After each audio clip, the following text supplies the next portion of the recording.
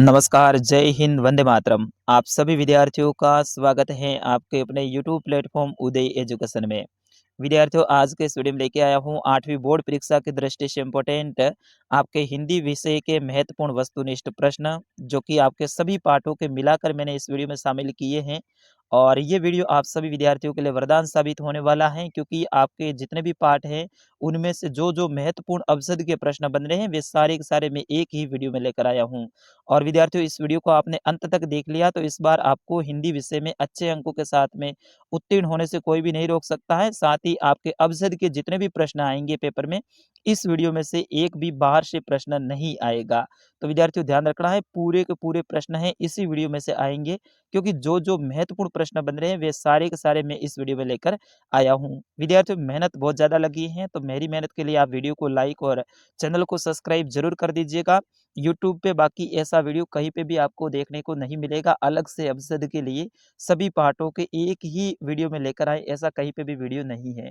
लेकिन मैंने आप सभी विद्यार्थियों की तैयारी को ध्यान में रखते हुए आप सभी विद्यार्थियों को मेरा टारगेट है कि मैं अच्छे अंकों के साथ में उत्तीर्ण कराऊँ, और उसी प्रयास को मैं आगे बढ़ाते हुए आज आपके लिए हिंदी के महत्वपूर्ण प्रश्न लेकर आया हूँ। इस वीडियो पे आपका अच्छा प्यार रहा तो बिल्कुल आगे सभी विषय के पेपर इसी तरह से मैं लेकर आऊँगा, और सभी विषय के जो महत्वपूर्ण अवसर है, उनका भी अलग से वीडियो लेकर आऊँगा। तो इस वीडियो पे मैं लाइक का गेम रखता हूँ, 500 लाइक, यानी 500 लाइक होंगे तो अगला पेपर मैं बहुत जल्द लेकर आऊँगा। तो जितने भी विद्यार्थी देख रहे हैं, फटाफट लाइक का बटन दबा दो, साथ ही चैनल को भी सब्सक्राइब कर दो, इसको दबा के शेयर करना है ना। चलिए बढ़ते हैं पहले प्रश्न की ओर। पहला प्रश्न, बदलू गाँव का था मनिहार, लूहार, सोनार, कारीगर। तो विद्यार्थियों, इसका सही आंसर होगा बदलू गांव का मनिहार था।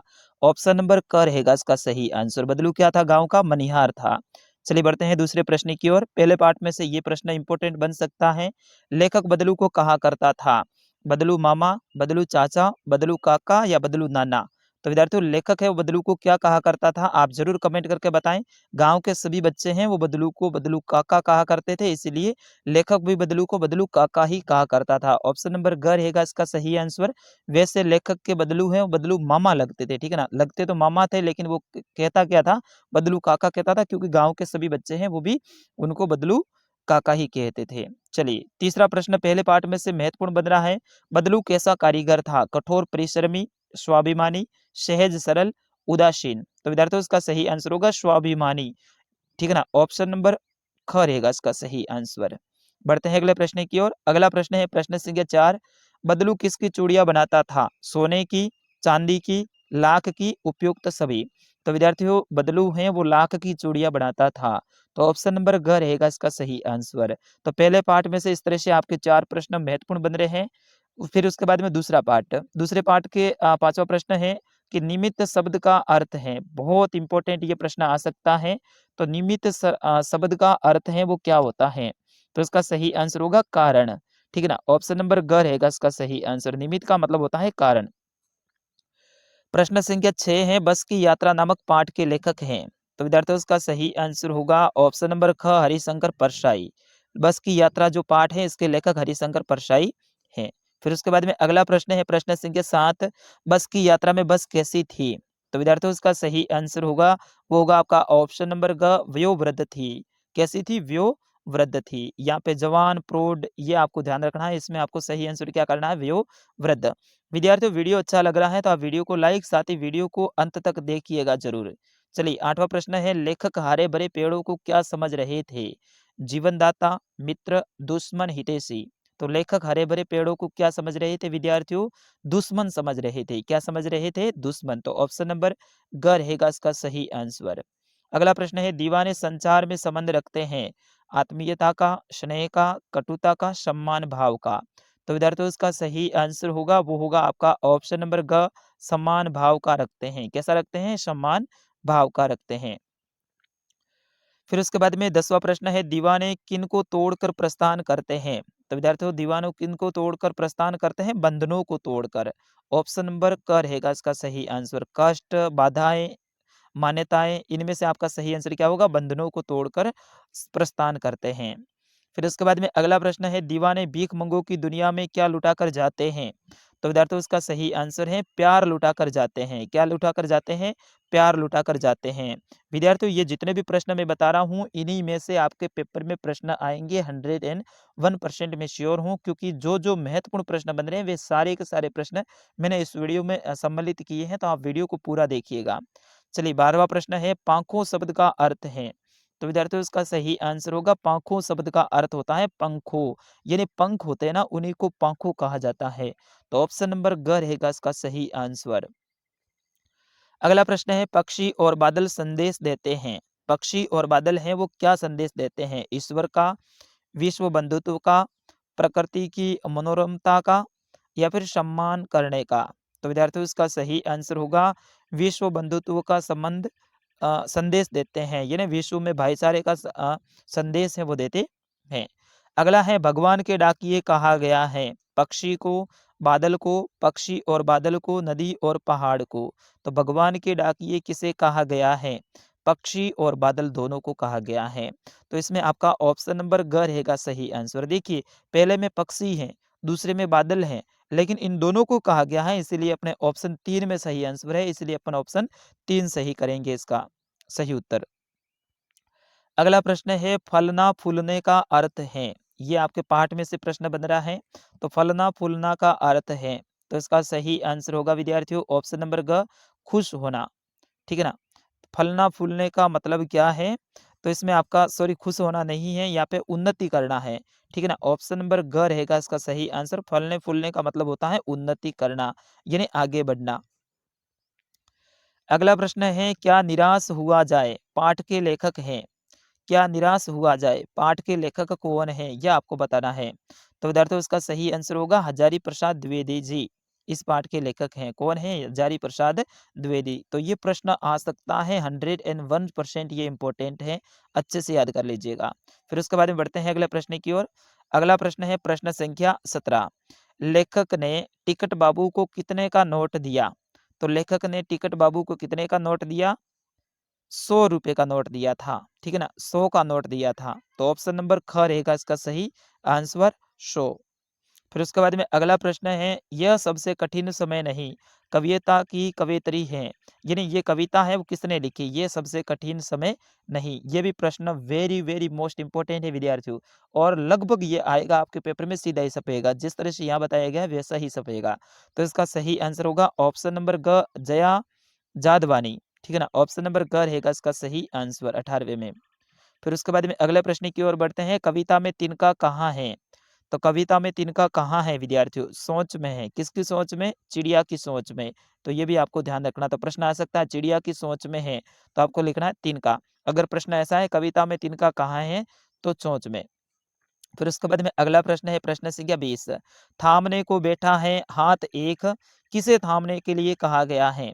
तो विद्यार्थियों यहाँ पे ऑप्शन आप खुद पढ़ लेना, क्योंकि ऑप्शन में सारे पढ़ूंगा तो फिर वीडियो लंबा हो जाएगा। तो इसमें सही आंसर होगा, गिरती हुई पत्ती को थामने को बैठा एक हाथ। तो गिरती हुई पत्ती यहाँ पे सही लिखना है आपको। फिर उसके बाद में 21वां प्रश्न है, कविता में सदियों से कहानी कौन सुनाती आ रही है? तो कविता में सदियों से कहानी कौन सुनाती आ रही है? बूढ़ी नानी। ठीक है ना? ऑप्शन नंबर ख रहेगा इसका सही आंसर, बूढ़ी नानी। बूढ़ी नानी क्या कर रही है? सदियों से कहानी सुनाती आ रही है। फिर उसके बाद में 22वां प्रश्न है, कबीर जी के अनुसार मनुष्य का मन होना चाहिए। तो कबीर जी के अनुसार मनुष्य का मन है वो शांत होना चाहिए। कैसा? शांत। यहाँ पे देखो निर्मल, कठोर, पवित्र, तो इसमें आपको शांत करना है। ठीक है ना? शांत सही आंसर होता है, पवित्र वगैरह ये मत करना आप। फिर उसके बाद में अगला प्रश्न है, कबीर ने किसकी जाति पूछने से मना किया? तो विद्यार्थियों इसका सही आंसर होगा, कबीर ने साधु की जाति पूछने से मना किया। ऑप्शन नंबर क रहेगा इसका सही आंसर, किसकी? साधु की। फिर उसके बाद में अगला प्रश्न है, किसी भी मनुष्य को कैसा नहीं समझना चाहिए? छोटा व कमजोर, बड़ा व श्रेष्ठ, शत्रु और मित्र, या फिर चोर या साहूकार? तो विद्यार्थियों इसका सही आंसर होगा ऑप्शन नंबर क रहेगा, छोटा या कमजोर। किसी भी मनुष्य को छोटा या कमजोर नहीं समझना चाहिए। विद्यार्थियों वीडियो को अंत तक देखना है, तभी आपको पूरा पूरा समझ में आएगा और तभी आपके पूरे में से पूरे नंबर आएंगे। आपा शब्द का प्रयोग किस अर्थ सॉरी आपा शब्द का प्रयोग किस अर्थ में हुआ है? तो आपा आपा का किस में हुआ है, ये आपको बताना है। तो बिल्कुल इजी सा प्रश्न है, घमंड में। ठीक है ना? फिर उसके बाद में अगला प्रश्न है, प्रश्न संख्या 24, कंटक शब्द का अर्थ है, कंटक शब्द का अर्थ है। तो विद्यार्थियों इसका सही आंसर होगा कांटे। कंटक का मतलब होते हैं कांटे। फिर उसके बाद में अगला प्रश्न है, कृष्ण को भेंट करने के लिए सुदामा अपने लिए ले गए थे। कृष्ण को भेंट करने के लिए सुदामा अपने ले गए थे, क्या लेकर गए थे वो आपको बताना है। तो इसमें सही आंसर होगा ऑप्शन नंबर ख, चावलों की पोटली लेकर गए थे, क्योंकि उनके पास में चावल थे। फिर उसके बाद में अगला प्रश्न है, कृष्ण ने सुदामा की कैसी दशा देखी। कृष्ण और सुदामा वाला जो पाठ है उसमें से ये प्रश्न बन रहा है। तो इसमें वैसे आपके एक जो वार्तालाप है वो आने की संभावना रहेगी, फिर भी इसमें से कुछ अवसर के प्रश्न महत्वपूर्ण बन सकते हैं, इसलिए मैंने इस वीडियो में इस पाठ के भी प्रश्न मैंने शामिल किए हैं। तो इसका सही आंसर होगा विद्यार्थियों ऑप्शन नंबर क, दयनीय दशा देखी। कैसे देखी? दयनीय। फिर उसके बाद में अगला प्रश्न है, सुदामा चरित्र में किसका वर्णन है। तो इसमें सुदामा और कृष्ण का वर्णन है। फिर उसके बाद में अगला प्रश्न है, प्रश्न संख्या 30। उससे पहले विद्यार्थियों आपसे निवेदन रहेगा, अभी तक आपने चैनल को सब्सक्राइब नहीं किया है तो कर लो चैनल को सब्सक्राइब। आपका अपना चैनल है, अच्छे से मैं तैयारी करवाऊंगा। साथ ही वीडियो को लाइक तो करना ही है। लाइक का मैंने टारगेट आपको दे दिया 500 लाइक। जितने भी विद्यार्थी देख रहे हैं फटाफट लाइक करो, तभी जाके ये 500 लाइक बनेंगे। अगर 500 लाइक बनते हैं तो अगले सब्जेक्ट का मैं ऐसा ही एक और वीडियो लेकर आऊंगा। चलिए बढ़ते हैं अगले प्रश्न की ओर। प्रश्न संख्या 30, साइकिल चलाना सीखते ही ग्रामीण महिलाओं में आ गई। तो इसमें क्या आ गई थी? नई जागृति आ गई थी। क्या आ गई थी? नई जागृति। ऑप्शन नंबर क रहेगा इसका सही आंसर। फिर उसके बाद में अगला प्रश्न है, पुडुकोट्टई जिला किस प्रदेश में है। इस पाठ में से आपके 1 से 2 प्रश्न आने की संभावना रहेगी। अवसद वाला तो एक प्रश्न 101% आएगा, ठीक है ना। पुडुकोट्टई वाला जो महिलाओं से संबंधित पाठ है ना, साइकिल वाला, उसमें से एक प्रश्न अवसद का पक्का आएगा। तो इसमें सही आंसर होगा पुडुकोट्टई है, ये तमिलनाडु में है। कहाँ पर है? तमिलनाडु में। ऑप्शन नंबर ग रहेगा इसका सही आंसर। फिर उसके बाद में अगला प्रश्न है, प्रश्न संख्या 32, ग्रामीण महिलाओं ने साइकिल रूप में चुना। तो ग्रामीण महिलाओं ने साइकिल किसके रूप में चुना था? इसका सही आंसर होगा स्वाधीनता, आजादी और गतिशीलता, उपयुक्त सभी। ऑप्शन नंबर ग रहेगा इसका सही आंसर। फिर उसके बाद में अगला प्रश्न है, साइकिल चलाने वाली महिलाओं ने साइकिल चलाने को क्या बताया। तो ये प्रश्न आ सकता है। अगर वो प्रश्न नहीं आता तो ये प्रश्न पक्का आएगा, 101% मैं श्योर हूँ। तो साइकिल चलाना व्यक्तिगत आज़ादी बताया था। क्या बताया था? व्यक्तिगत आज़ादी। फिर उसके बाद में अगला है कि यह मेरा अधिकार है, अब हम कहीं भी जा सकते हैं, किसने कहा। ये साइकिल वाला पार्ट है, उसी में से ये प्रश्न लिया गया है। ये प्रश्न आ सकता है, ऐसा किसने कहा था। तो ऐसा कहा था जमीला बीबी ने, ठीक है ना, जमीला बीबी ने। ऑप्शन नंबर ख रहेगा इसका सही आंसर। फिर उसके बाद में बढ़ते हैं अगले प्रश्न की ओर। प्रश्न संख्या 35, लाला झाऊलाल की पत्नी ने मांगे थे, कितने रुपए मांगे थे ये आपको बताना है। तो बिल्कुल इसका सही आंसर होगा विद्यार्थियों, वो होगा आपका ऑप्शन नंबर ग, 250 रुपये मांगे थे। कितने मांगे थे? 250 रुपये। अगला प्रश्न है, अदम मानना मुहावरे का अर्थ है। तो अदम मानना मुहावरे का अर्थ है सम्मान करना, ठीक है ना। ऑप्शन नंबर क रहेगा इसका सही आंसर। अगला प्रश्न है, चारों खाने चित होना मुहावरे का अर्थ है पीठ के बल लेट जाना, दूसरों की बात को स्वीकार कर देना, पराजित हो जाना, अपनी गलती मान लेना। तो विद्यार्थियों इसका सही आंसर क्या होगा? ऑप्शन नंबर ग रहेगा पराजित होना। चारों खानों चित होना मतलब पराजित होना। अगला प्रश्न है, बिलवासी जी ने लोटे की क्या विशेषता बताई। तो बिलवासी जी ने लोटे की क्या विशेषता बताई विद्यार्थियों? ऐतिहासिक, ठीक है ना, कि ये लोटा है ये ऐतिहासिक है, ऐसी विशेषता बताई। फिर उसके बाद में गोपी ने यशोदा को शिकायत की, कैसी शिकायत की थी। गोपी ने यशोदा से क्या शिकायत की थी ये आपको बताना है। तो इसमें होगा बलराम की शिकायत की थी, सॉरी कृष्ण की शिकायत की थी, ठीक है ना, कृष्ण की शिकायत की थी। फिर उसके बाद में अगला प्रश्न है, बूंद को इंतजार था। तो बूंद को किसका इंतजार था विद्यार्थियों? सूर्य का, क्योंकि जैसे ही सूर्य आता है तो बूंद है वो वाष्प बन के उड़ जाती है, तो सूर्य का इंतजार था। फिर उसके बाद में 41वां प्रश्न है कि कमर कसना मुहावरे का अर्थ है। तो विद्यार्थियों इसका सही आंसर होगा त्योहार होना। कमर कसना मुहावरे का अर्थ है त्योहार होना। फिर उसके बाद में 42वां प्रश्न है, बूंद के कितने कण हो गए थे। तो विद्यार्थियों इसका सही आंसर होगा बूंद के 2 कण हो गए थे। कितने? 2 कण हो गए थे।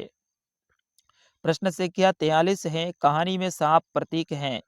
भयकर्ता का, कायरता का, डर का या फिर परतंत्र का। तो इसमें कहानी में सांप किसका प्रतीक है? कायरता का प्रतीक है। तो ऑप्शन नंबर ख रहेगा इसका सही आंसर। फिर उसके बाद में अगला प्रश्न है, बाज की वीरता का आगे बढ़कर स्वागत किया किसने किया? सांप ने, लहरों ने, चट्टानों ने, आकाश ने। बाज की जो वीरता है उसका स्वागत किसने किया विद्यार्थियों? वो किया था लहरों ने, समुद्र की लहरें हैं उन्होंने किया था, ठीक है ना। तो ऑप्शन नंबर ख रहेगा इसका सही आंसर। फिर उसके बाद में 45वां प्रश्न है, आश्चर्य का ठिकाना न रहना मुहावरे का अर्थ है। आश्चर्य का ठिकाना न रहना मुहावरे का अर्थ है। तो इसका सही आंसर होगा बहुत हैरानी होना, बहुत हैरानी होना। प्रश्न संख्या 46 है, अचानक सांप की गुफा में क्या आकर गिरता है? तो विद्यार्थियों उसका सही आंसर होगा, अचानक सांप की गुफा में क्या आकर गिरता है? एक बाज आकर गिरता है। तो ऑप्शन नंबर ख रहेगा इसका सही आंसर। और अगला प्रश्न है, आकाश की असीम ऊंचाइयों को नापने की बात किसने की? तो विद्यार्थियों वो की थी बाज ने। किसने की थी विद्यार्थियों? आप जरूर कमेंट करके बताएं। दोनों ने की थी, ठीक है ना। बाज ने और सांप ने दोनों ने की थी। तो ऑप्शन नंबर ख रहेगा सही आंसर। फिर उसके बाद में आगे के कुछ आपके व्याकरण के प्रश्न भी बन रहे हैं, इनमें से भी प्रश्न आने की संभावना रहेगी। तो 4 प्रश्न मैंने व्याकरण के लिए हैं। उसमें देखिए, मिठाई का सही बहुवचन कौन-सा है? मिठाई का सही बहुवचन कौन-सा है? मिठाई, मिठाइयाँ, मिठाइयाँ, मिठाइयाँ। इसमें देखो थोड़ा-थोड़ा बदलाव है। इसमें देखो बड़ी ई लगी हुई है, इसमें छोटी ई लगी हुई है, इसमें बड़ी मी लगी हुई है। तो इसमें सही आंसर क्या होगा विद्यार्थियों? आपका ऑप्शन नंबर ग रहेगा मिठाइयाँ। ये आपका शुद्ध बहुवचन है। फिर उसके बाद में अगला है, अ उपसर्ग से बनने वाला शब्द है। इनमें से कौन सा शब्द है जो कि अ उपसर्ग से बना है? अत्यंत, अवतार, अमूल्य, अनुज। सभी में अ लगा हुआ है, लेकिन इनमें से अ उपसर्ग कौन सा है ये आपको पहचान करनी है। तो इसमें अमूल्य में अ उपसर्ग लगा है, ठीक है ना, अमूल्य में, बाकी में अ नहीं है, ठीक है ना, ये ध्यान रखना आप। फिर उसके बाद में 50वां है कि मान शब्द में कौन सा उपसर्ग जोड़ने पर उसका अर्थ घमंड हो जाएगा? तो अभी शब्द अपन जोड़ेंगे तो उसका अर्थ घमंड होगा। कैसे? अभिमान, ठीक है ना, अभिमान का मतलब क्या होता है? घमंड होता है, इसलिए। और अंतिम प्रश्न है, अधिकारी में उपसर्ग कौन सा लगा हुआ है? तो अधिकारी में अधि उपसर्ग लगा हुआ है। ऑप्शन नंबर ख रहेगा इसका सही आंसर। तो विद्यार्थियों ये पूरे के पूरे 51 प्रश्न इस बार आपके आने वाले बोर्ड एग्जाम की दृष्टि से इंपॉर्टेंट रहेंगे। और ये वीडियो आपने पूरा देखा है तो बिल्कुल आपको यहाँ से फायदा होने वाला है। एक भी अवसर इस वीडियो से बाहर नहीं आएगा। अगर बाहर से आता है तो जब आपके बोर्ड की एग्जाम होती है उसके बाद में आप इस वीडियो के कमेंट बॉक्स में 2-4 गालियाँ मेरे लिए जरूर लिख के जाना, अगर बाहर से कोई भी प्रश्न आ जाए तो। अगला कौन से विषय विषय का वीडियो चाहिए वो आप ज़रूर कमेंट करके बताएँ, लेकिन मेरा टारगेट आपको पूरा करना ही पड़ेगा, तभी जाके मैं वीडियो लेकर आऊँगा। तो 500 लाइक का टारगेट है, फटाफट 500 लाइक कर दो। और आपको ये पेपर चाहिए तो आप कमेंट कीजिए। मेरे व्हाट्सएप पे आप मैसेज कर दीजिएगा 86 19 32 94 01, ये मेरे व्हाट्सएप नंबर है 32 94 01, ठीक है ना। ये मेरे व्हाट्सएप नंबर है, इस पे आप मैसेज कीजिए, मैं आपको ये पेपर भेज दूँगा। बाकी कोई भी पेपर मैं किसी को नहीं भेजता हूँ, लेकिन ये वाला पेपर आपको पढ़ने के लिए मैं स्पेशल देने वाला हूँ, तो आप इस नंबर पे का मैसेज है वो कर सकते हैं। फिलहाल के लिए इस वीडियो में इतना ही, मिलेंगे अगले वीडियो में, तब तक के लिए नमस्कार, जय हिंद, वंदे मातरम।